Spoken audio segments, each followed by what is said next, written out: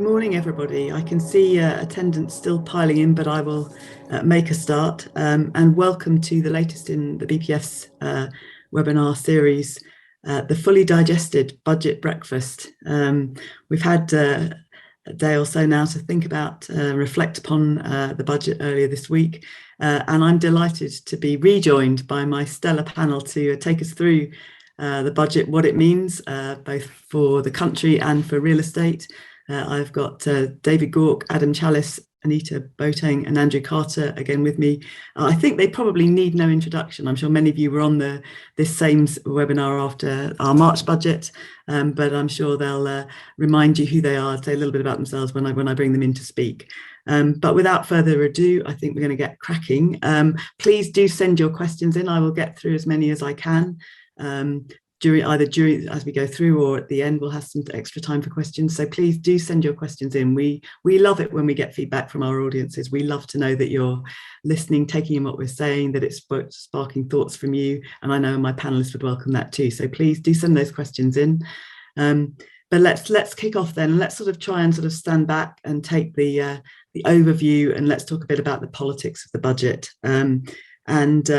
Anita, I might come to you first. So what do you think politically? What were the key messages from this budget? And did the Chancellor manage to walk the balance between building back better and fixing the nation's finances? How do you think he pitched it? I think that's a very good question. Hi, everyone. Nice to see you all virtually. So just to say, I am a former government special advisor, as well as being a partner at Portland Communications and giving my take now on the budget. So the interesting thing about this budget really is that many people see number 11 and number 10 as having very different political instincts. And I think this budget showed us that that's not really the case. And that really is about the levels of spending, first of all, like day-to-day spending that the Chancellor allowed in this budget.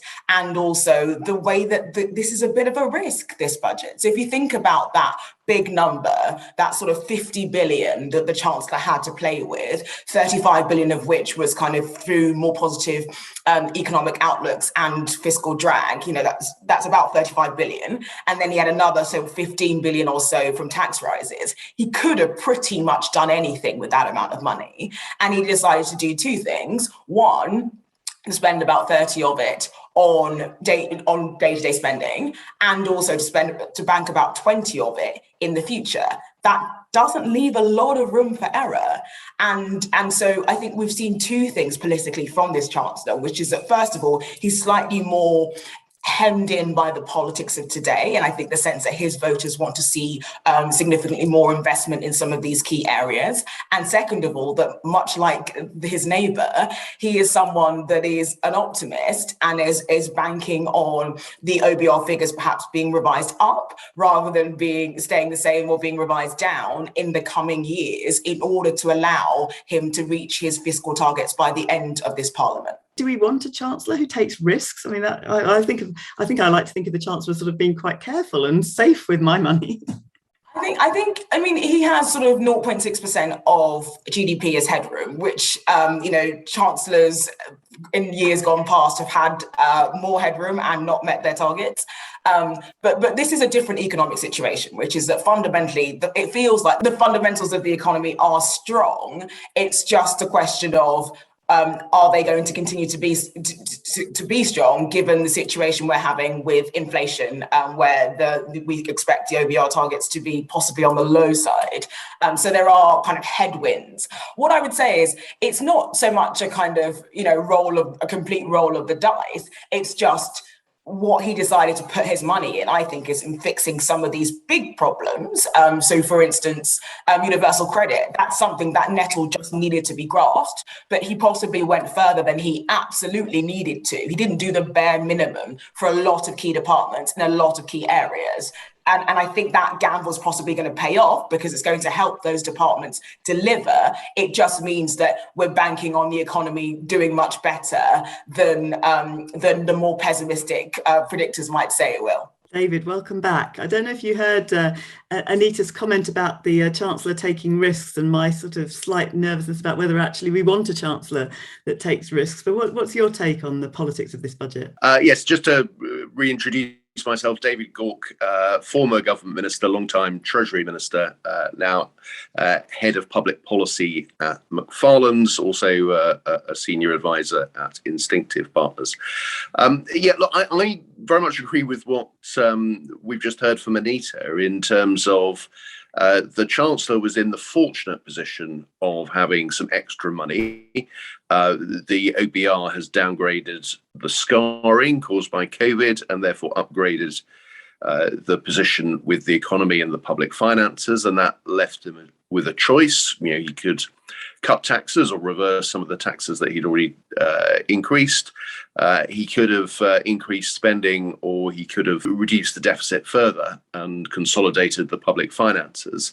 It's not a big surprise that he didn't focus on cutting taxes. I think, having gone through the political pain of increasing taxes, you'd think you would wait a bit before you reverse that. I thought he would do something on spending, so I thought he'd make sure that all departments would avoid real terms cuts, which is what he's done. And I did manage to spot the rabbit out of the hat in terms of the universal credit taper relief cuts. But in both cases, he went further than I thought he would. So he's increased spending more significantly than I thought he might have done. I thought he'd cut the taper rate from 63 to 60%, and he actually cut it to 55%. And he's held less back than I thought he might do. Now, that means that there's less in the locker for a tax cut later on in the Parliament.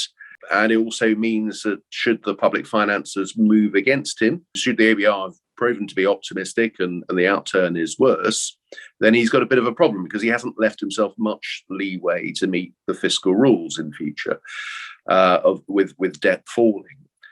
What I think he's gambling on is that the OBR's assessment on the scarring of COVID still looks pretty cautious. Lots of other observers, including the Bank of England, think that scarring will be closer to 1%, not 2%, in which case he will get a further upgrade.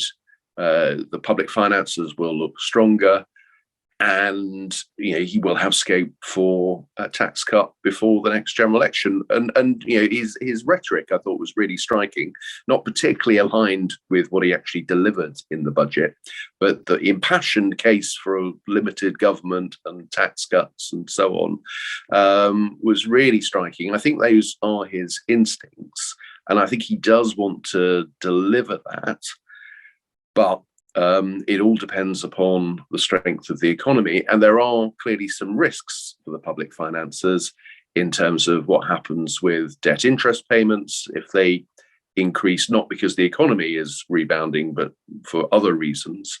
If the economy runs into additional problems with supply chains, for example, which is clearly a sort of vulnerability.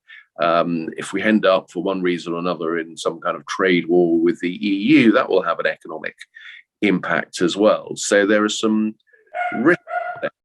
And although there is a reasonable case, I think it's a calculated risk. There's a reasonable case that he'll have some good news before very much longer.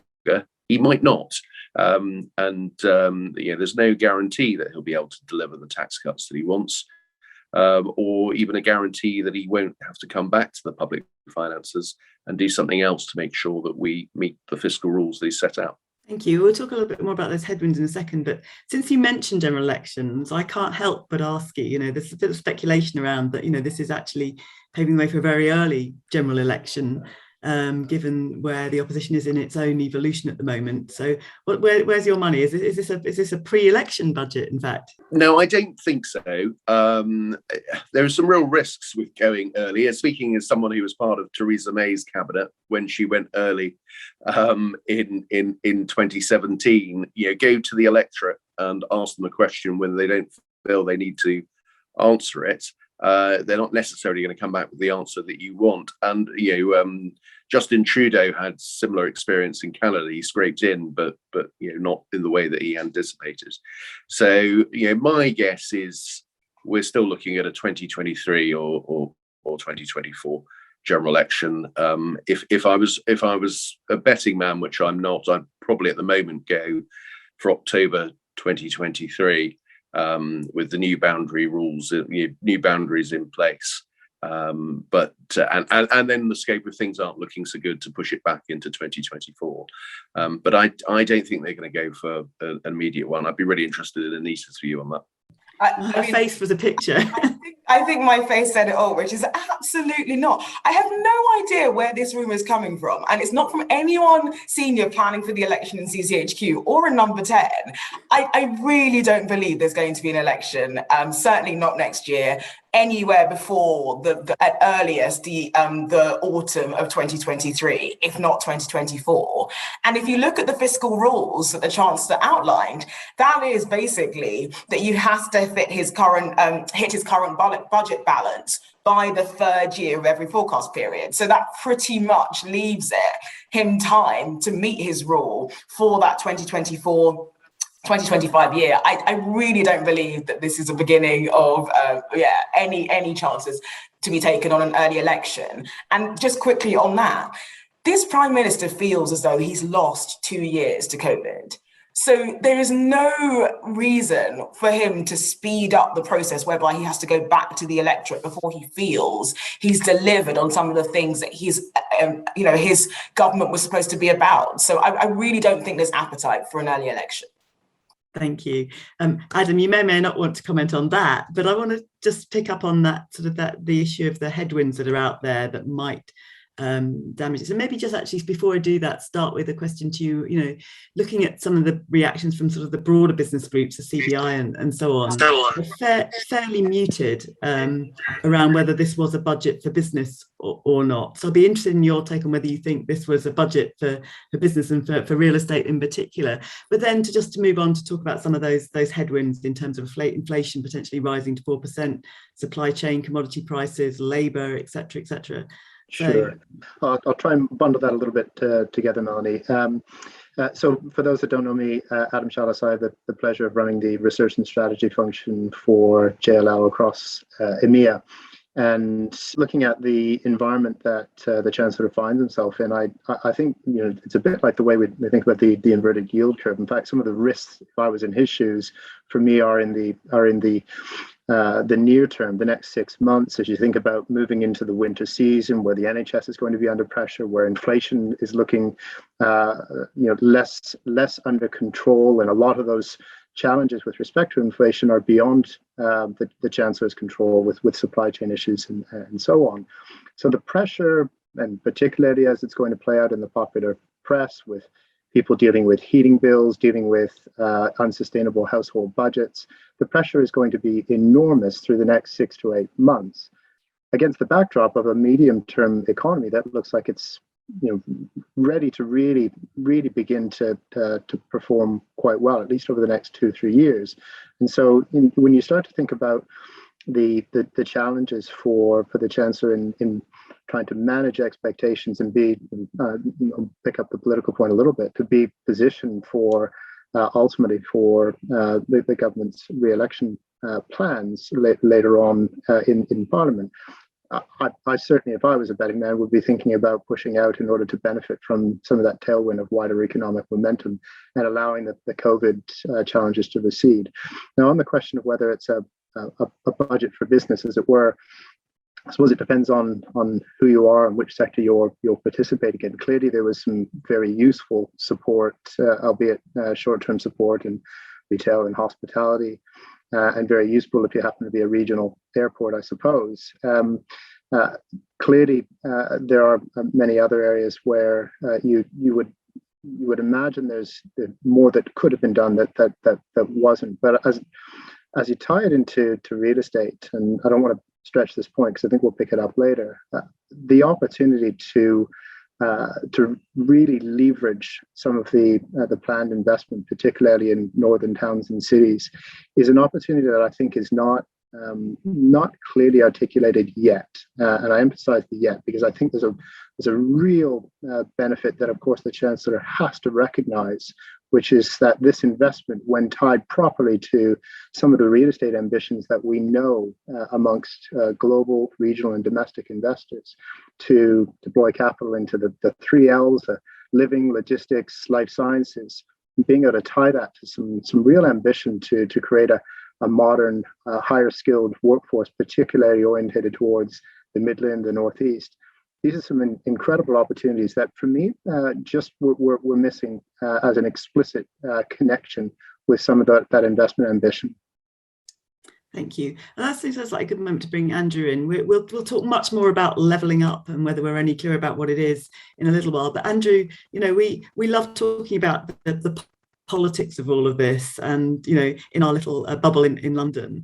Do you think out in the regions, people are obsessing about the politics of this, or is that not top of their mind? Well, I think certainly some places are, and I think for some of our kind of more publicly aware urban leaders, people like Ben Houchin and Andy Street, I think they felt that the budget was doing a good job for them, and I think that's probably right. I think others are kind of waiting to see, and in some regards, I think the kind of sense in places is that what we heard in the budget are down payments almost. They're good starts, having had a lot of rhetoric, as Anita was saying, for quite a while, and understandable slowness on delivery. People feel that we're maybe beginning to make some progress, but there's an awful lot more to be done, and there are more decisions that the government will need to make. I would make one point. I mean, maybe come back to this later on in terms of leveling up. It picks up a little bit on Adam's point. What was noticeably missing, I think, in some respect, I didn't necessarily expect him to go into this, but it was absent, was a sense of the geography of the government's plan investment that we heard in the budget. And we'll get into this, I'm sure. That is an important component when you're then thinking about how you bring different aspects of an agenda together. And beyond, let's say, the transport investments for the city regions, nearly 6 billion, everything else was kind of geography blind or space blind. I didn't expect the Chancellor to go into that into detail, but that will be crucial over time to marshal the resources in ways that allow the investment that Adam was alluding to happen. So, I mean, that will be my kind of other observation on that. Yeah. Well, let's stick with that. Let's unpack that then. I mean, I think you're right. I mean, my take on sort of what more we know about levelling up and what it's going to mean and how it's going to be delivered after the budget was, we're sort of inching towards what I hope will be a much more comprehensive exposition of levelling up in the white paper, which the Chancellor confirmed will be published by the end of the year.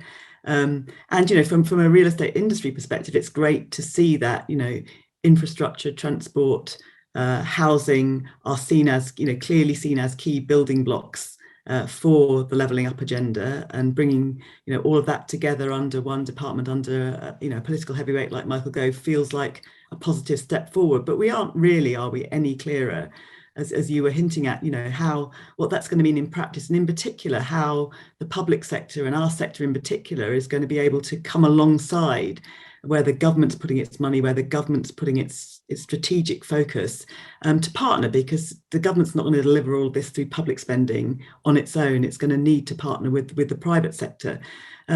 So we'll come back to you first, Andrew, and then I'll ask David a little bit about, where his sense of where the politics and the political driver is going to be on this, and then obviously bring Anita and Adam in too. But back to you first. Yeah, no, it's a great question, and in some respects, as I was saying just a moment ago, I didn't really expect the Chancellor to be laying out more detail on what levelling up means. I mean, you're right in a sense that we hope that when we get the white paper, now apparently by the end of the year, but there's some debate about that, that will provide some of the meat on the bones.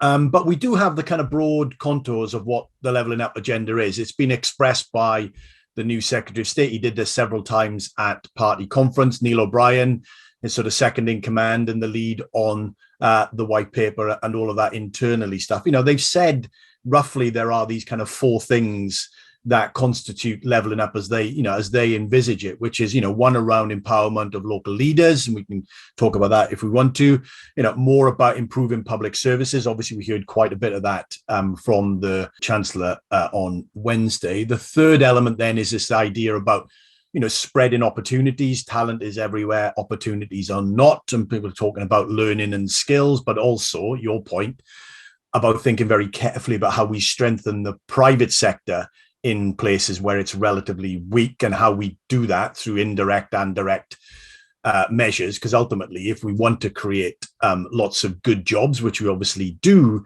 then the private sector is going to be very important in doing that in a market economy. And then the fourth element, again, we heard a little bit more about this in the budget, but certainly in the spending review, some more details on the fourth element, which is this kind of restoring of local pride, whether that's making places safe or making investing in kind of community assets in different ways. So I mean that is the sort of broad contour, the broad definition or agenda that the government has set itself. Now we can debate whether that is too broad, and I would say it is. I think it's too broad. It's everything and therefore nothing all at once.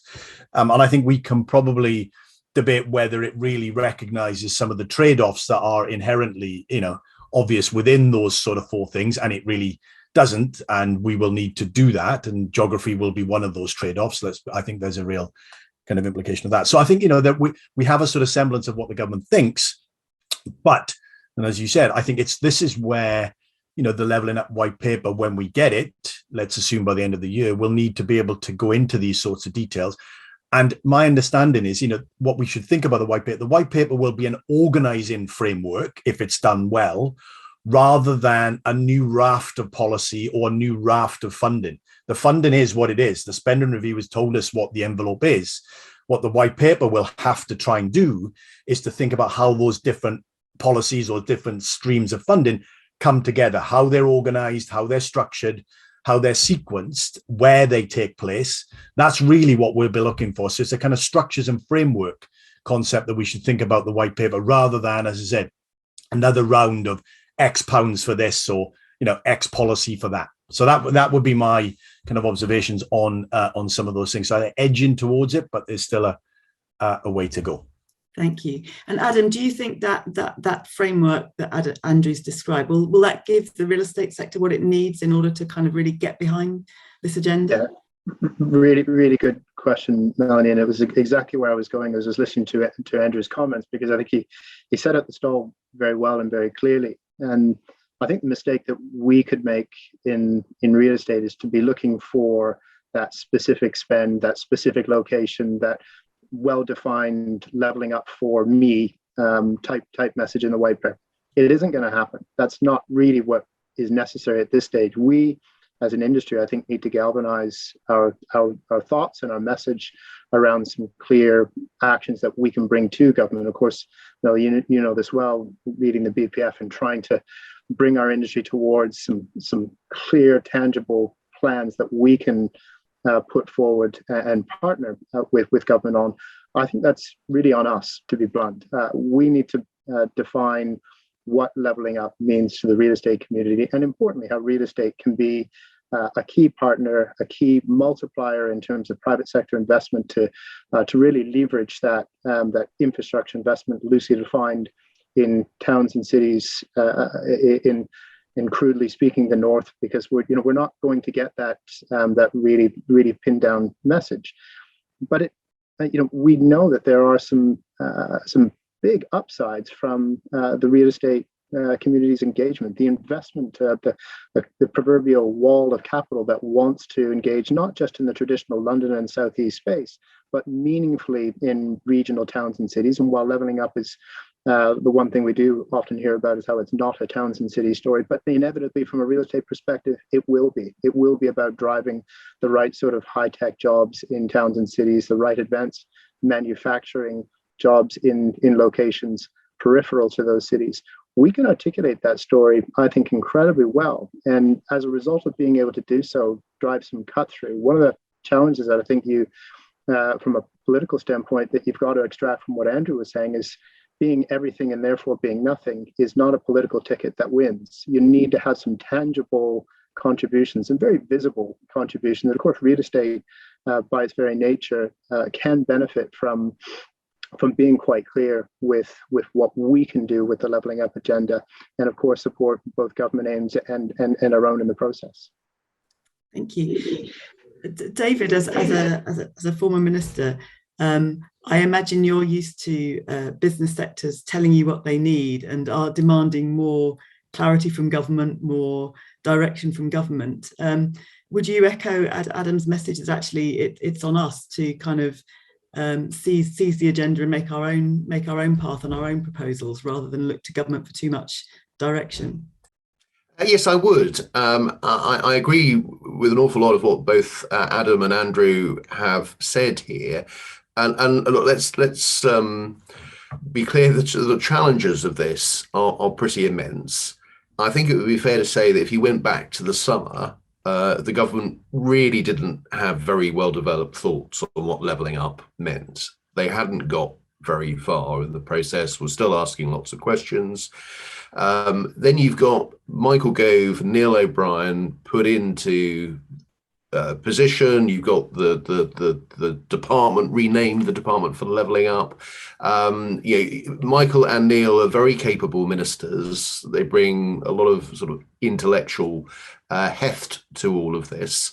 They've only been in place since September. I wasn't altogether surprised that there wasn't that much more detail in the budget, but as we've heard, there was some money there, and also the rhetoric was there. The Chancellor was emphasising levelling up. So I think this is all important for the government.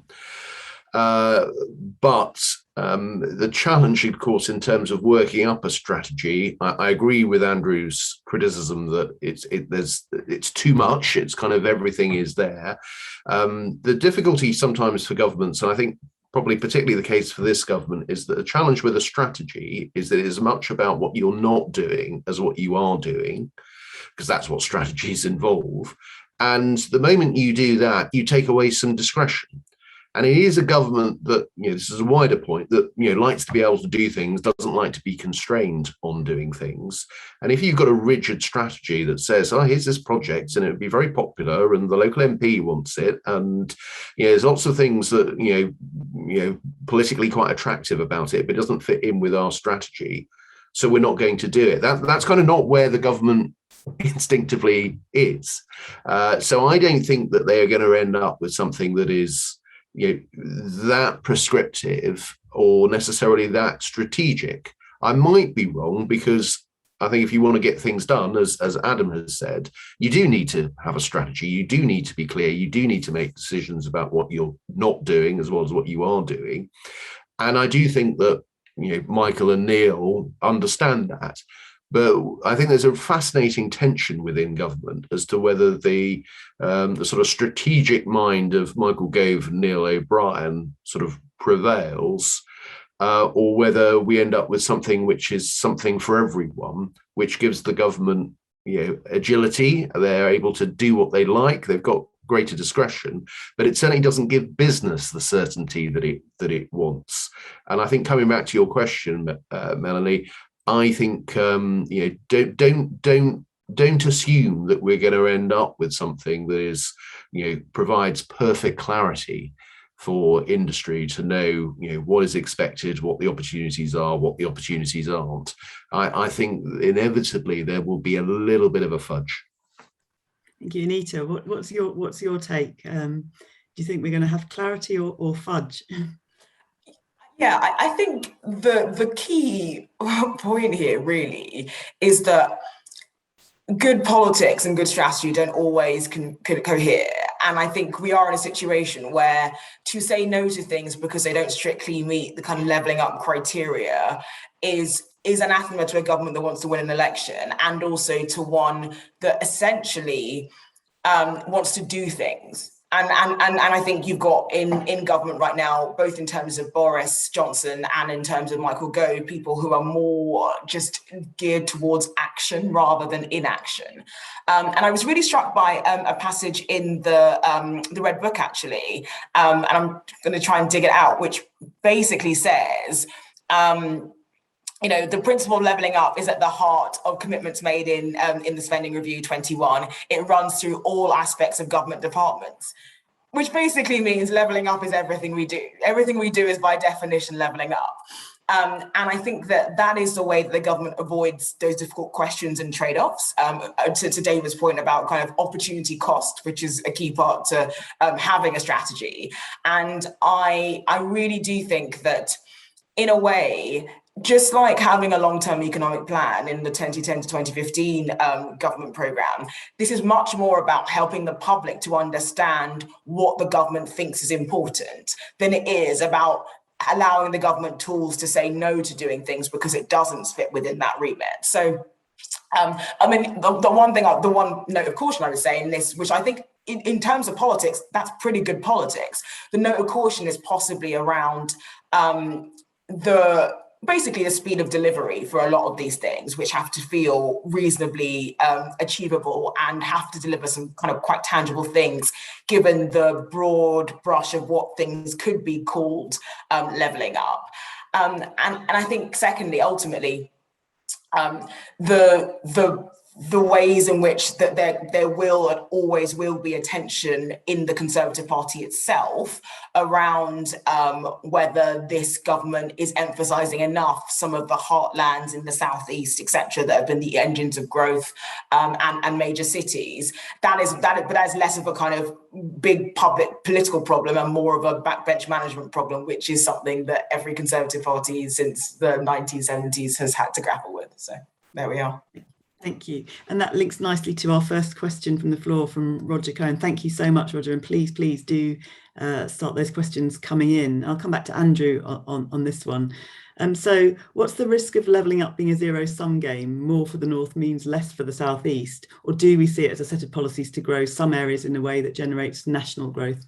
Yeah, that's a great, very good question. And I think there is a danger of it. I mean, we have to be open and honest about that. You can define, or at least think about, leveling up as taken away from places or people that have and giving it to those that haven't, and then essentially you're leveling in that respect. Government says that that's not what they want. Prime Minister uses terms like we don't want to cut the tall top poppies, and that. So, but we do have to recognize that is a worry. I would have two kind of ways of thinking about zero sum to keep an eye on it. And Adam is probably the best place to comment on the second one. But the first one is, you can think about zero sum from a government and government spend point of view. And, you can see this, right? So the government's going, we're going to have less civil servants in London, we're going to have more in Darlington, right? You're literally moving a bit of government from one place to the other. That's zero sum, right? I mean, there's no benefit, certainly no benefit at the national level, probably a loss. I think, so we have to be mindful of those kinds of things. I mean, my other worry would be fantastic, well, much needed. Undoubtedly, we need more investment in transport, particularly in our big city regions outside of London. But, and this is a big but, we need to invest in London's transport system, which is on its knees, right, currently, given, the state of the economy and all recovery. And so, there is you need to watch for that, in a sense. This is not doing more for places outside, and that we have to do more for, and if we invest in those kinds of places, I think we do get more than we bargain. And the second aspect, which is to think very carefully about the private sector. The government clearly has an ambition, to a degree, of encouraging businesses and investment to go to places where it's currently not going. And I think, again, the danger there is that you really distort private sector decisions, or you try to distort private sector decisions to a degree where essentially you get locked into suboptimal decisions and investment patterns and all the rest of it. Subsidies become very, very expensive. And so, again, I think, you have to be very mindful about, on both fronts, you go and working with the grain, particularly on the private sector. And I think probably Adam, there's a good point that Adam's made already about, think about where investment is going or wanting to go already, and how do you unlock it? That's a different challenge from where is investment not going and not wanting to go, even if the government wants it to go there. Those two things are not the same thing. And the second aspect leads you to zero sum, I would suggest, much more than the first. Thank you. Adam, do you want to come back in on that? Yeah, and I actually would simply echo, in the first instance, Andrew's last comment. There's plenty of economic evidence that suggests pouring money into locations that don't otherwise have that crucible of talent and an engine that can be supported to flourish, that money ends up often being badly used and wasted.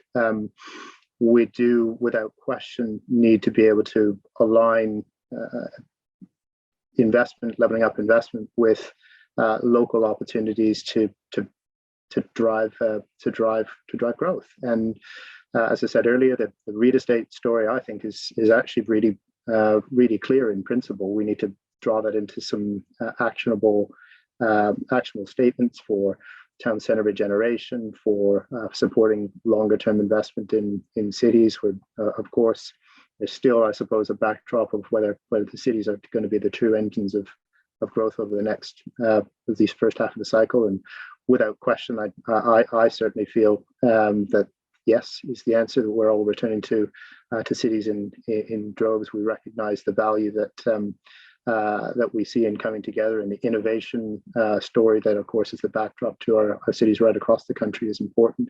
I do want to provide a little call out, because I feel it's a little unfair that we tend to ignore the Southwest when we talk about levelling up, not least because, frankly, there are plenty of communities in Cornwall and Devon and Somerset that are absolutely a part of this broader story of being left behind, the London and Southeast rhetoric. And I feel like we at least need to acknowledge that the story, it shouldn't just be a north versus south divide. Ultimately, the tie back to those locations that we know can be a part of the next generation of high skilled advanced manufacturing and other jobs. We're brilliant at research, but we're not brilliant at development. And so if I tie that back to some of the life science conversations that we have virtually daily now at JLL, when we're speaking to investors, making sure that we're not just doing the brilliant stuff in the Golden Triangle and areas around the Golden Triangle, Oxford, Cambridge, and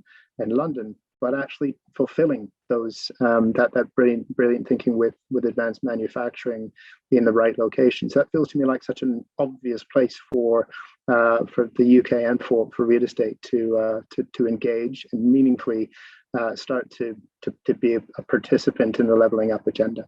Great, thank you. We're going to move on to talk about business rates. It's all that anyone in the media wanted to talk to me about yesterday after the budget.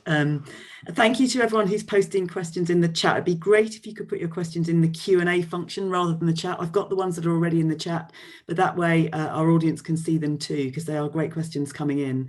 And I will get through them, but please do put them in the Q&A function. If you're still typing, then please use Q&A. David, I'm going to start with you again. I'm sorry to pick on an ex-Treasury Minister, but are we ever going to get fundamental business rates reform? We certainly didn't get it this week, but are we ever going to get fundamental business rates reform?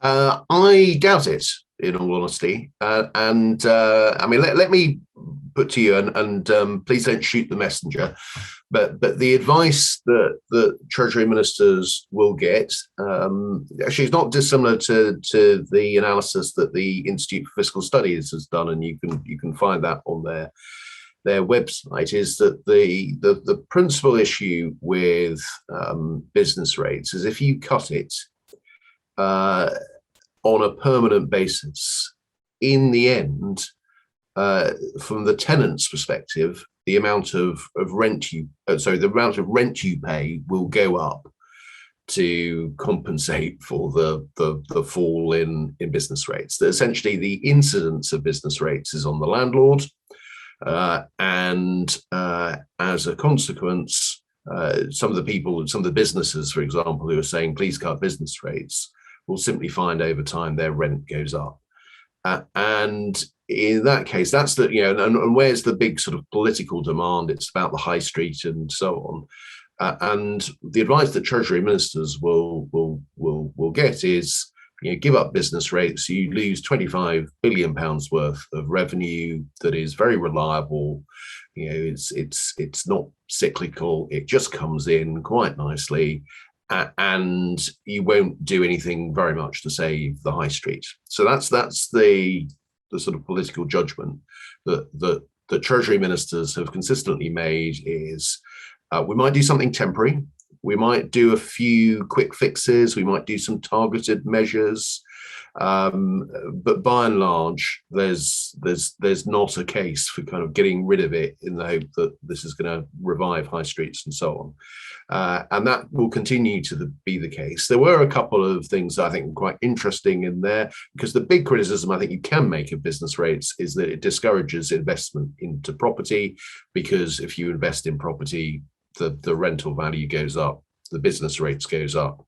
And you lose out accordingly. But it's fairly cautious stuff. So you don't, if it's sort of green investment on heat pumps or solar panels, that is discounted, and then there's this sort of delay. And congratulations to the BPF on this. So it's not taken into account for a year or so. And so there are some reforms that are in there, but yes, you're right to say it's not fundamental. But given the scale of the revenue that is brought in and the stability in which it comes in, and the fact that the incidence lies on the landlord rather than the tenant, and therefore this won't have the transformative effect on high streets that is sometimes argued. As long as that analysis holds sway, and most economists argue that that is correct, I don't think we're going to see really big fundamental reform. Thank you. And modesty should absolutely not forbid me from saying how delighted we were, actually, that there's, for anyone who missed it, you can probably still see it on the Parliament channel or on YouTube somewhere, that the Chancellor did refer to the BPF and it's making the case for that green investment, business rates relief for green investment in the House of Commons on Wednesday, which we were delighted by, and does show for all the members listening, that if you make an evidence-based case, then you do get heard by ministers and action does get taken. You don't always win the battles, but you can win some of them if you've got the right evidence and the right arguments. David, I'm interested. Sorry, I was going to say, and I think you're absolutely right to focus on. That's the angle to focus on. Is the if we improve, should we should businesses pay a price, be penalised for it? That is definitely the argument to be making, because I think that is a fair critique. It's why some argue in favour of a land value tax rather than the basis of the rental value of the buildings. So as I say, I think you were absolutely making the right arguments. Yeah. Andrew, come in, do.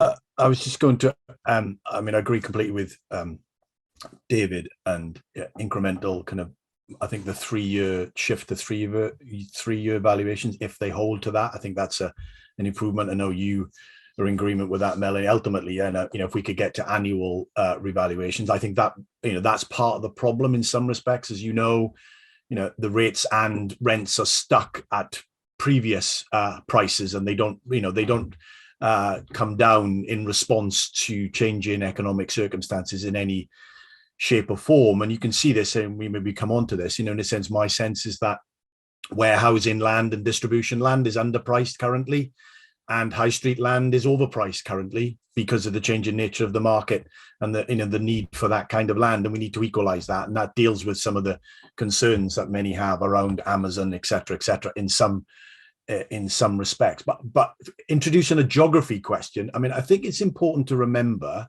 if you go to someone like Burnley, which has a struggling high street, 4 in 5 properties on Burnley's high street are exempt from business rates already. Like 80% of those firms are not really paying business rates because their rateable values are, very, very low. And yet there's high vacancies and, extreme kind of turnovers. Where if you go to Oxford, it's less than 40%, less than 2 in 5 properties are exempt because prices are higher or values are higher. So this is a slightly different debate from are business rates good or bad, but in a leveling up high streets conversation, we need to always be mindful about, the context of what that is. And what that's really telling you for Burnley and many other places, that we have aggregate demand problems, right? Relative to the supply of property, the demand to spend money in those properties is not very strong in Burnley because people don't have enough money in their pocket. that's you can see a direct correlation between those. So we've done all the kind of analysis on that sort of stuff. So again, supply and demand, but different issues. I think the geography of this is really quite important. And in some respects, if you offer reliefs, which we have, you will benefit ratepayers in the south more than you will benefit ratepayers in the north. That's not leveling up, I would observe. Doesn't mean you shouldn't do it, but it's not leveling up. It's quite interesting how some of the debate yesterday seems to have been around whether you abolish business rates or keep them. I mean, because I don't think any business group is arguing for abolition of business rates. I think the case that's being made is that the increase in the level has just become unsustainable, almost wherever you are, and particularly that valuations point I think also really important. But Adam, let me bring you in. You touched on business rates earlier on already and some of the short-term reliefs. What's your overall sense? Yeah, I mean, you're right to sort of muse about why scrapping business rates even became part of the conversation. I think that I certainly feel that we've been quite clear as an industry in talking about reform and engaging. The piece that I'd want to bring in is actually not a budget point, but one that I think is really important context to this discussion, and that is, of course, the decision a couple of weeks ago to look at creating globalized standard corporate tax rates. And of course, that frames the backdrop to this entire conversation.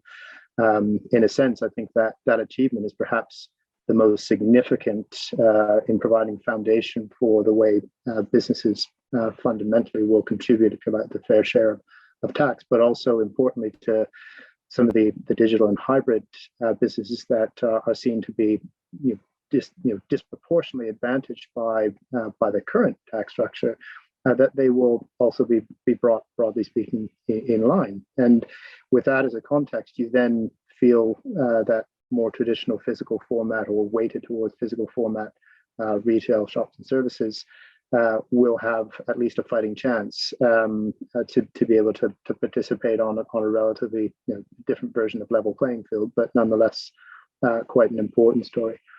Where I want to see the relatively meager sums that we've talked about in the budget and prior to with respect to town centre support for generation is, of course, actually sitting with many local councils that have got really no galvanizing ability to curate their right-sized commercial space appropriately and to support innovation within those town centres. I think about some of the local areas near me in South Cambridgeshire that have got great little pockets of innovation, but are just struggling with that sense of curating the right sort of environment, the right strategy, and not to continue to come back to strategies being important, the right strategy for those local high streets that make them right-sized and vibrant. And of course, some of the planning changes that perhaps undermine the integrity of what could be from a plan and a strategy standpoint, because you start to break down and convert towards houses. I find that really, really troubling, because I think it really makes it difficult for local businesses that want to invest, that want to engage, want to think about more innovative business models, to do so with the confidence that they're going to be a part of something bigger. Because of course, each of those businesses, whether they articulate it in this way or not, are reliant on their neighbors to be a part of something bigger in order to be engaging in a modern economy. And without that sort of sense of integrity at a local level, it's very hard, I think, for many of those local businesses to make the concerted investments that they need. Thank you. Anita, the Chancellor also confirmed that the government's going to do some more thinking around the idea of an online sales tax. I mean, is that a political winner? We all pay more money on our Amazon purchases. Do you know what was going through my mind as we talked about business rates and a bit about levelling up? Is that there are so many problems and challenges, I should say, that the country faces that have been here for the past 20 years. Like, so productivity, wage increases, where are we on the kind of growth curve? How much can we continue to see the kinds of returns that we saw before the financial crisis? How do we invest in communities and make sure that they can grow in the way that we've seen in London and the Southeast, and in particular, kind of how do we address the ways in which our high streets are changing and the ways in which our economy is changing? And none of these problems are new. I think, maybe 10 years ago we were worrying about like H&M invading independent shops, but now we're worrying about H&M surviving. But these problems are almost much bigger than most governments can solve in a kind of 3 to 4 year period. And I admire the government for putting a lot of these problems on the table and saying, judge us by our record.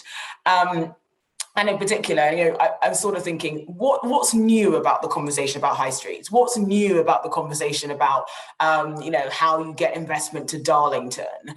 Nothing except the fact that the government has put them front and center of their political agendas. And so nothing that we've discussed or that's been proposed that I've seen of the past 2 years will lead me to believe that anything on its own is a silver bullet to fix any of that. But the ambition or even the intent to grapple with the issue of online versus high street and the ways in which that work has been significantly accelerated by, the pandemic is admirable. I think the online sales tax has to be nuanced because a lot of what we deal with when it comes to online sales is fundamentally quite small businesses that leverage and use massive platforms in order to generate wealth. So I think the thresholds are going to be particularly important as that conversation continues. But I do sort of admire the government for saying we're going to look at this problem square on and try to figure out what it means. My one kind of note of caution is that this government, we've clearly seen it, is comfortable sending out vibes, giving a general approach to how it thinks businesses are behaving. Why don't you pay people more? Why don't you improve pay and conditions? And I think businesses tend to take that incredibly literally and say, well, what are you going to do to make us do this? Or what does this mean for policy? I think this government is less attuned to the nuances and probably less used to kind of ongoing conversations, not in crisis mode, about businesses and what they might need. And that, I think, is the one challenge to whether business and government are going to end up working together to solve some of these massive problems. Thank you. I'll take one question from the Q&A. There's quite a lot of comments coming in, which is great because everyone can see your comments and our panelists can read them. But I'm not going to read out all of those comments as opposed to questions, but I'll turn a half question from Jerry Sherder into a question. And so it's really following your point around it being an ongoing conversation, which is, and I might come back just to David for a final comment on this before we move on to another section. So a key outcome from the fundamental rates review is that there's to be no change to the requirement for fiscal neutrality. So if you make a fair assumption that overall the 2023 revaluation will lead to lower values overall, that means the UBR will need to increase to compensate. So the lobbying for a cut is unlikely to go away, I think is the way I'll put the question, given that the tax rate may need to increase to well over 50%, up to 65% in order to maintain that fiscal neutrality requirement. David, a thought from you on that? Yeah, it could be right. Look, I don't think this issue is going to go away. I think people are going to continue to raise it. We're going to continue to have pressure on the high street. And whilst people think that business rates is an issue for the high street, then that's going to have some political salience. So, yes, I don't think the issues are going to go away. Curiously, there is an argument if you want to help tenants to do piecemeal, unstrategic, short-term measures, because if you do something that is temporary, for example, that tends to benefit the tenant. I'm assuming, by the way, that what the government wants to do is help tenants rather than landlords. That might not please everybody watching this, but I think that's where the sort of political imperative is. And so temporary measures might mean that the benefit doesn't get passed on to landlords and the tenants benefit. The challenge with that is that, from a business point of view, is that you've got constant tinkering. You've got constant short-term, and I'll hold my hand up. I was part of a government that did that a lot. We had lots of sort of temporary reliefs or short-term suspensions of things, and what have you. And that doesn't provide a great deal of business certainty. And it's actually almost an intention of government not to provide business certainty, because once you have certainty, then the sort of incidence argument that I was talking about and how it all ends up being sort of passed on to the landlord comes into effect. Whereas if it's temporary, there's a lag, that doesn't happen, and the tenants kind of benefit. But yeah, is this issue going to go away? I mean, it is quite striking that the Labour Party, somewhat vague in what they're saying, but they talk about abolishing business rates. Then when you look at it, it's not really abolishing business rates, but the rhetoric is there. Also, I was struck by the number of times in her response, which I thought, I have to say, was very effective, but Rachel Reeves' comments, the number of times she came back to Amazon and it's not fair that they're not paying this tax and so on. So clearly, from the opposition's perspective, how important the opposition's perspective is at the moment is another matter. But from the opposition's perspective, they're going to bang this drum. So I think this will continue to be a live issue and difficult. And I think it's quite hard for the government to deliver on some expectations that are out there. Thank you. Okay, let's move us on. I'm going to take a question from the chat function, which is a very broad question, so I think all of our panelists can answer it in whichever way they choose. But could the budget have done more to support the younger generation with rising inflation and lower funding for education? Andrew, I'm going to come to you first on that, for no particular reason other than that we haven't heard from you for a while. I mean, budgets can always do more. There's never enough, and however much they do, there'll always be calls for more. I do think that we saw again some welcome recognition on the education front, that the government was going to try and do something in relation to non-HE education, let me call it that, and kind of broadly, whether that's about FE colleges in broader sense, or FE further education, vocational training, T levels, and all of that kind of stuff. So I think that's a welcome, if sustained, recognition that over the years we have the amount of funding that's gone into non-HE has been cut by, I mean, it wasn't very much at the beginning, but I think over the last 10 or so years, it's been cut by about 60%. I mean, that's quite a significant reduction in, vocational interventions. All the time we're told by businesses that actually investment in vocational training is quite critical for the economy in the short and indeed the long term. So I think there were some welcome issues in there.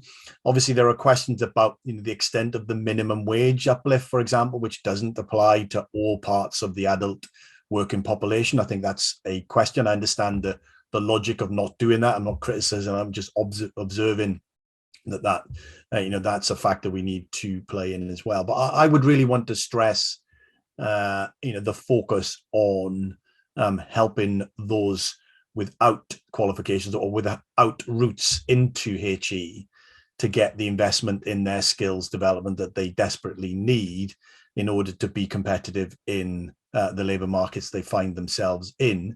And I think to Anita's point, this is certainly an area where, with sustained government investment and commitment working with local partners, you could definitely see some significant change between now and the next election, whenever it happens, which there's a kind of short run win effects that ought to bias the government into really pushing hard into these sorts of areas, because I think you could do something demonstrable and visible in the next 2 to 3 years. Obviously, the outputs and the outcomes from that will flow through much longer, but actually securing people into courses, et cetera, can be done relatively quickly.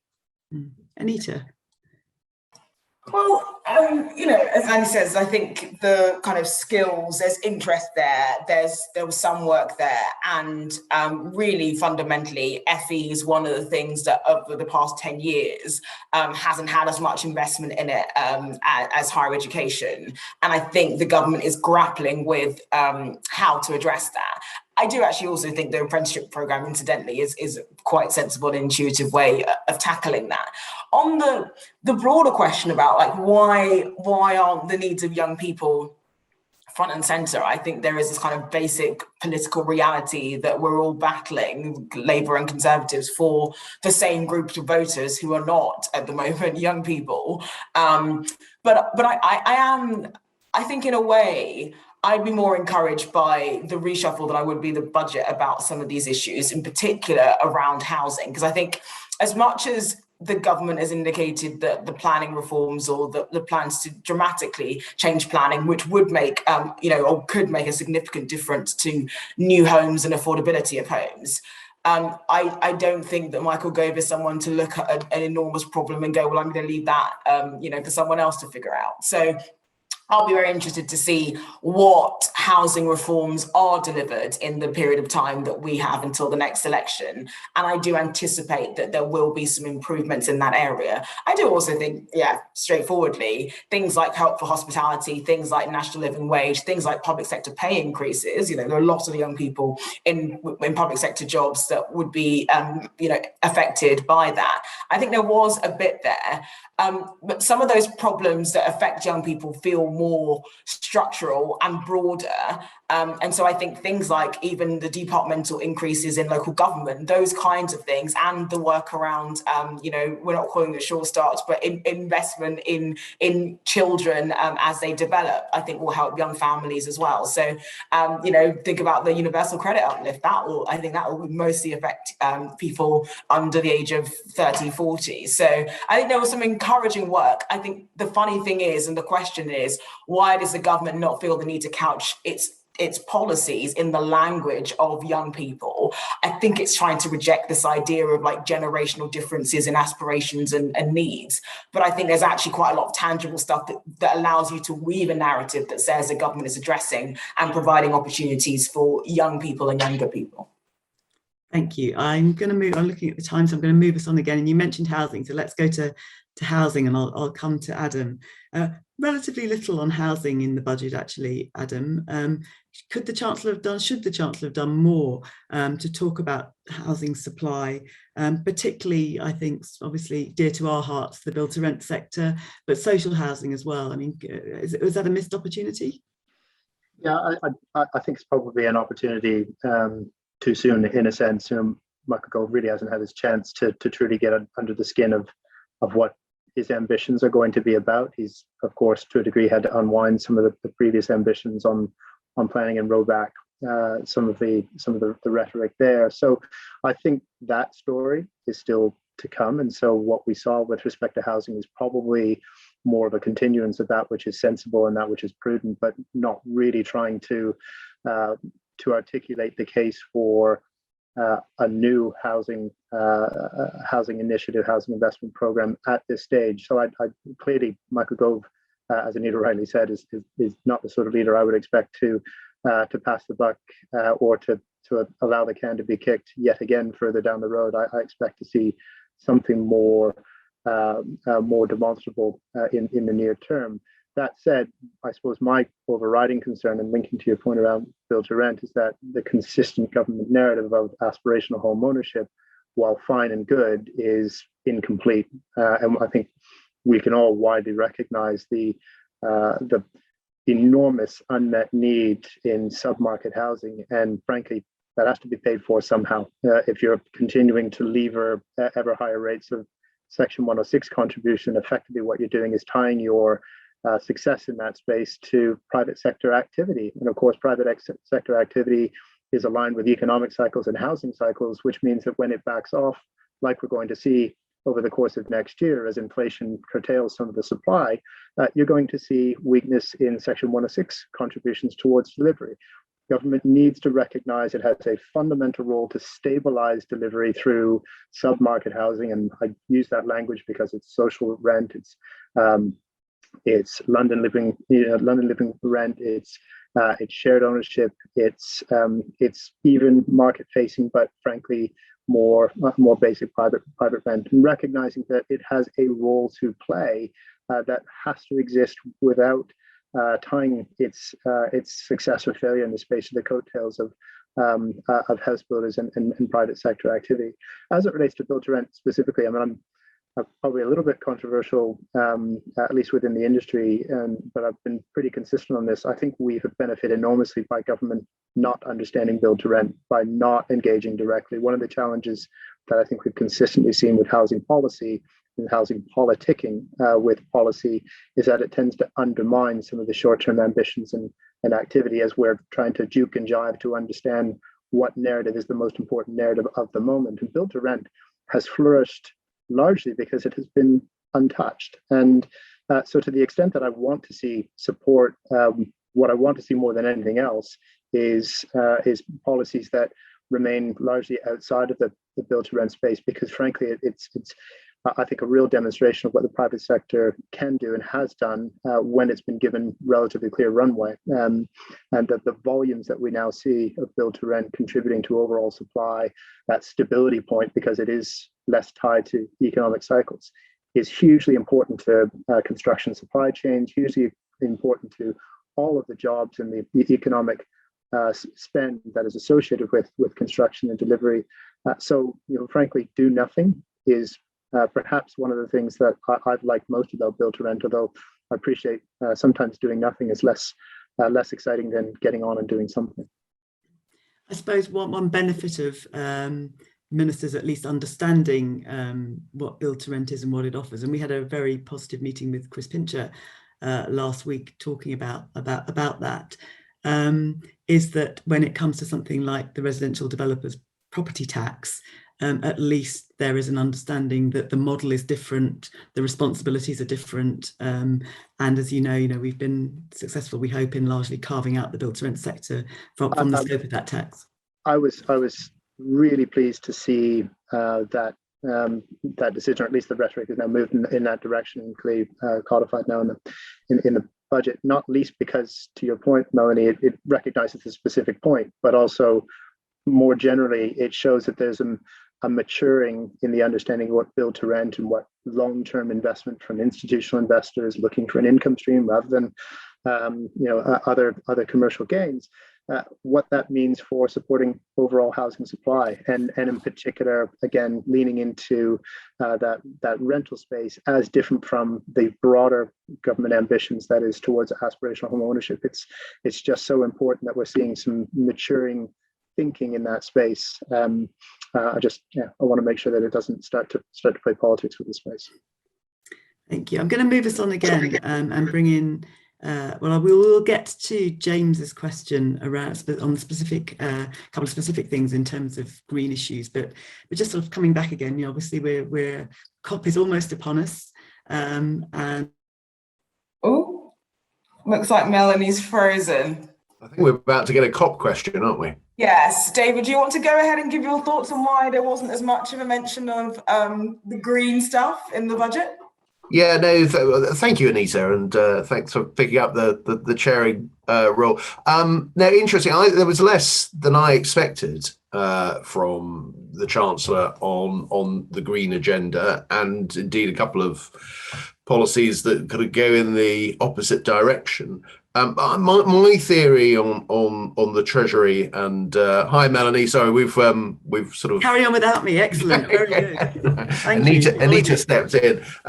So I mean, my thinking on where the Treasury is look, there are lots of demands to spend money on the climate change agenda.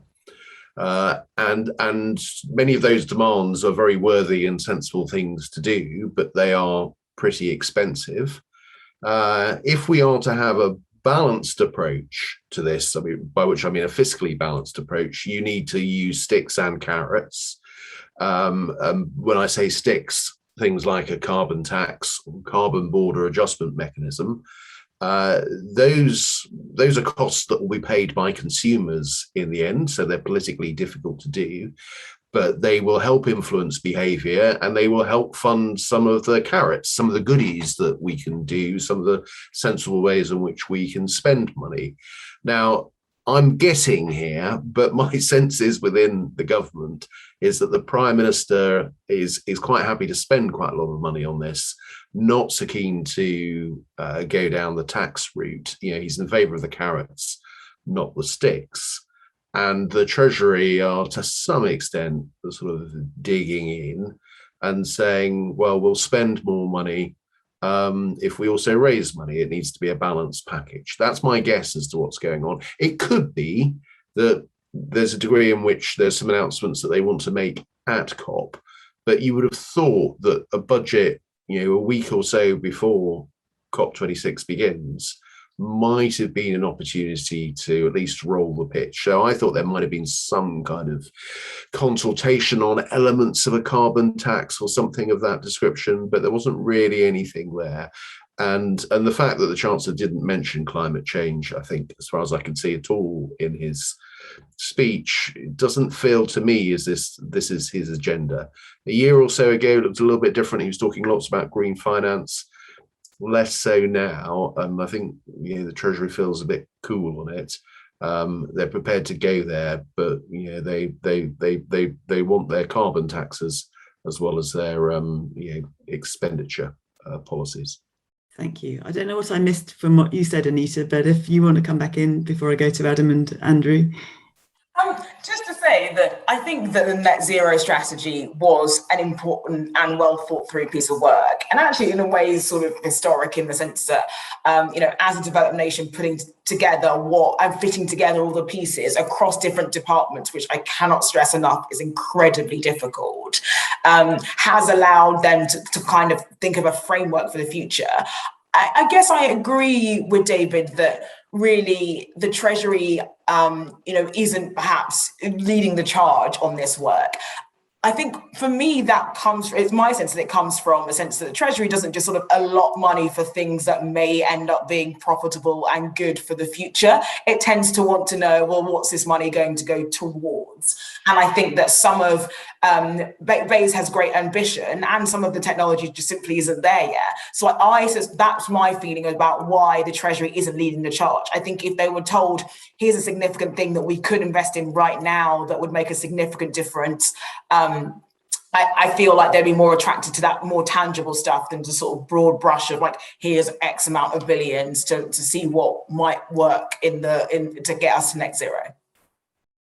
Thank you. Andrew, do you think there's enough joining up, in particular if the Treasury is not that interested, between the strategy for net zero and other major policies like devolution, like levelling up and so on? Yeah, no, it's a very good point. I think that would have been my kind of contribution, really, not to repeat what David and Anita said, which I completely agree with. We've tried to sort of articulate what we think the city's role in the net zero, and we know that obviously cities are big emitters, but on a per capita basis, they're much more climate friendly than non-urban areas. And the primary reason for that is essentially to do with density or the nature and shape of our urban form. And what we know is, denser neighborhoods, you see this very clearly in the UK, but certainly in Europe, denser neighborhoods are greener neighborhoods. And so when we think about, which we've talked about, transport and housing, if we think about how that plays out, where it goes in the form of that, that will get us some of the ways, not all of the ways, obviously, that will get some of the ways to net zero plus other benefits that we all want to achieve. So I think it's and then the question becomes, who's best placed to do that? And I think government obviously is a huge role to play in that. But one of the things we've been encouraging and continue to encourage is our urban leaders, across the country to actually think about how all of these things come together. So, for example, government's announced 6 billion for transport improvements in our big urban regions or urban areas. Very key now to think about how those mayors and those authorities dovetail that with investment in more housing, which is publicly transport accessible. And therefore you get some green benefits and climate benefits, air quality benefits from actually better organization. That's the kind of stuff that's better done at the local level rather than obviously at the national level. Government can't do that. So you're right. I think bringing some of these what appear to be somewhat disparate agendas together and anchoring them in place, I think helps then to achieve, some of the net zero ambitions or the leveling up ambitions, or the other ambitions that government and ourselves, we as citizens want. Thank you. Adam, I'll come to you, and perhaps if in your answer do range broadly, but if you could pick up James's specific comment. I mean, we know what the challenges are for the built environment, and particularly around existing buildings, whether it's homes or whether it's commercial buildings. And one of the things we didn't get over the line was the aspiration that VAT to upgrade on works to upgrade existing buildings and make them more carbon friendly could have been adjusted to zero rated to remove the distinction between new build and existing buildings. So perhaps you pick up that specific point, but do range widely as well. Yeah, sure. Certainly, I start by thinking, David already touched on this. If you cast your mind forward about a month from now, if this had been a budget that was all about COP26, then we would really have a news cycle that was 3 weeks long on COP26. Without really attacking the domestic message that is the most important message from this government around levelling up. So I look at the absence, and let's be honest, it was surprising by how significant the absence was of COP26 rhetoric. I look at that absence as being strategically sensible in focusing on real domestic messaging, the messaging that is going to be important for this voting public on this island. And knowing full well that over the next 2 weeks, there will not be a headline which is unrelated to COP26, climate change, sustainability, and resilience. So that a month from now, if you're really clever about it, you're tying the two strands back together. And for me, that's where James's question around specific tactics more generally for the UK's answer to the climate change challenge will really come through. So if I'm crystal balling for a moment, I'm expecting to see a tie back to those specific initiatives that are around better insulation, around enabling the right sort of construction to be on the net zero carbon pathway, enabling solutions that are better adept at carbon capture, of course, and thinking about being able to reuse buildings more efficiently and therefore reducing the need for net new carbon generating construction.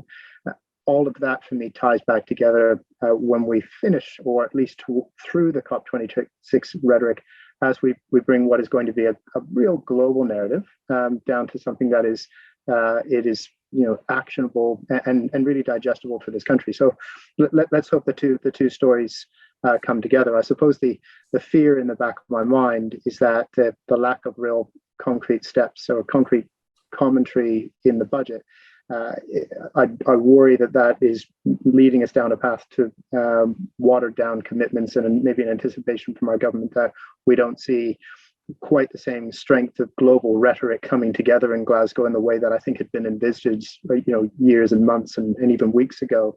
And of course, the lack of some leaders perhaps even being in attendance is of course the wider concern that all of us have, that Glasgow may be limper, maybe weaker than we hope and believe it should be. So I'm going to lay that out there, and I hope that that's not true. I want to be the optimist here and think that this is actually quite clever and strategic. David, you got a response to that? Which? Well, I take Adam's point that one wouldn't have expected the budget to be to put the environmental issue and COP26 to be necessarily at the heart of the budget, because we're going to have by the end of the week after next, lots of people say, "Oh, I've heard enough about all of this," but I'm still a little surprised there wasn't a bit more about it, and there wasn't a bit more of a rhetorical nod towards it. But we'll see. I mean, probably best not to read too much into it. As I say, my own theory is that the Treasury will want to be cautious unless they've got a balanced package. Also, just to pick up Adam's point about VAT, which is an interesting one, I suspect, I'm pretty sure that the Treasury will be worried that given our newfound freedoms with VAT, is that VAT could be about to become a lot more complex. there's now much greater vulnerability for people coming along and saying, well, this rate should be reduced here, and we should have a special rate for that, and a special rate for this, and a zero rate for that, and so on and so on. And from the point of view of the Treasury, what the Treasury would like, its sort of institutional belief is that, you know, we should have one rate of VAT on absolutely everything, and not have zero rates, and not have lower rates, and not, you know, not muck around with it. Don't have all the boundary issues. Make it as simple as possible. Broad base, one rate. That's what they would like to do, and they are really worried that, given that the excuse that, or the reason that Treasury ministers were able to use for years and years and years, or we'd like to do something but the EU won't let us, now that that's gone, you could see VAT being attacked from every angle, and it becoming much more complex and raising much less revenue. And so, you know, it's almost the sort of the first brick in the dam being removed will cause a great deal of anxiety.